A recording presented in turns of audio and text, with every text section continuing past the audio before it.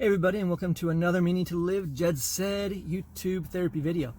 Have you ever known someone that knew everything or was never wrong? You're not the only one. In my field, this trait's often pinned on someone with narcissistic personality disorder. Now, everybody's wondering, is it both men have more of this? Is it female or women that have more of this? And you'll be happy to know that men win. I think we all knew that. And that's actually a statistic. There's just more narcissistic men out there. Okay, so let's have some fun and gain some awareness around what traits a narcissist might have. The first is the need for validation, and this comes through them wanting attention. They'll do things out of the ordinary to get attention. They'll say things out of the ordinary. They'll be witty, funny, loud, always be the center of attention, trying to get praise. I just want attention. Give me praise. Number two, they are perfectionists. They believe things should be perfect. They should be perfect. You should be perfect. Life should be perfect. And when it turns out that life isn't perfect or you make a mistake, they get really unsatisfied with life or you, and it turns out to be a pretty miserable experience for them. Number three, controlling. This goes with the above perfectionist trait pretty nicely. What they do to counter this misery of an imperfect life is they try to control everything. Is that, for example, if you tell a narcissist no, they'll really try to control and turn that no to a yes, so they can get you to think the way they want you to think. So a lot of times it comes in anger, they get passive aggressive, they get sad, they isolate, whatever the means that they do it, good luck, because they're just really good at it. Just agree with them. It's probably the easiest thing to do. Number four, they are superior. That's where the whole narcissist thing comes from. They think they're better than. In the narcissist world, it's kind of a hierarchy going on. Some people are deserving in that hierarchy, and some people are not deserving in that hierarchy. And they just will categorize and list each one of you.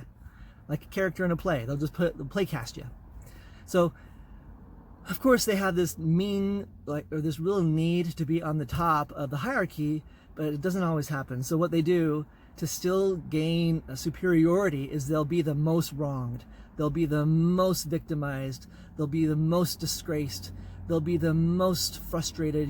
It's still the most. So, they'll be they'll have the most tragic of lives. So there's a hashtag winning still going on. Last one is number five, the lack of responsibility.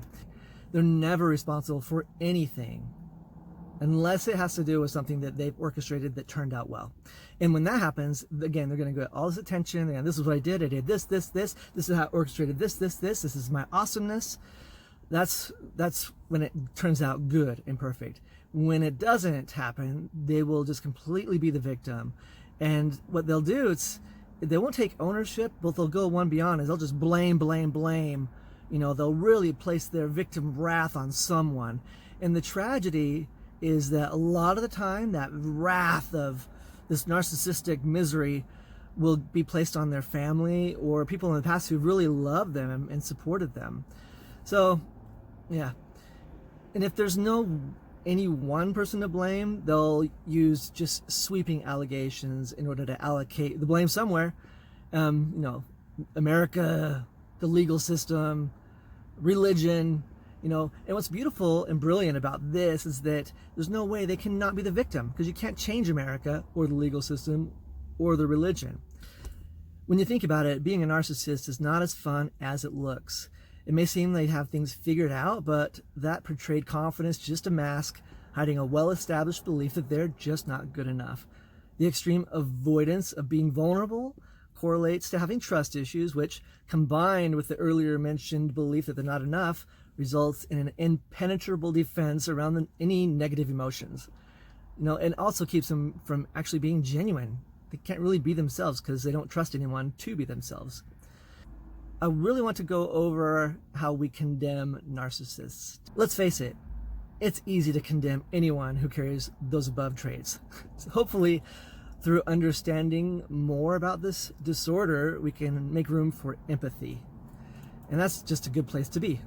Thank you for tuning in to the Jed Said video. If you like it, or agree with it, or think someone else could use it, be sure to share it or pass it on. As always, comments are welcome. And you can subscribe at www.meaningtolive.com. I'll put a link in the description for the website. Until next time, awareness up.